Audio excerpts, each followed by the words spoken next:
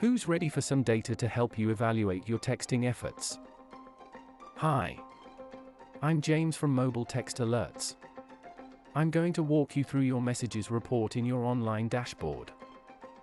Your messages report allows you to view all of the messages you have sent from your account.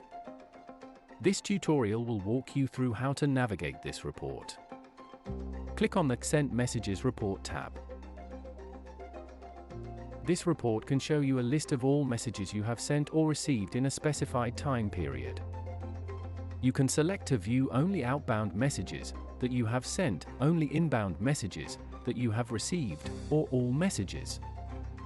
You can filter the messages by searching for specific message content, by selecting a date range, or by clicking Advanced Filters.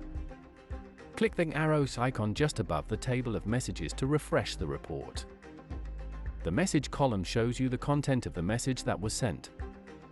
If you're looking at inbound messages, the From column shows you the phone number that's sent in the message.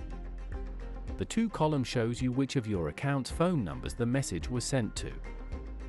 If you're looking at outbound messages, the Recipients column shows you how many recipients there were for your message.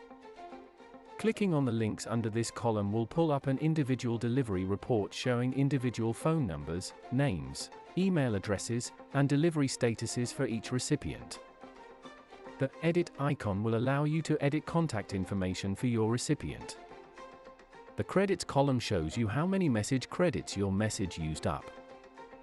The Date Sent column shows you the date and time that each message was sent. For inbound messages, clicking Open will open the message in your account inbox.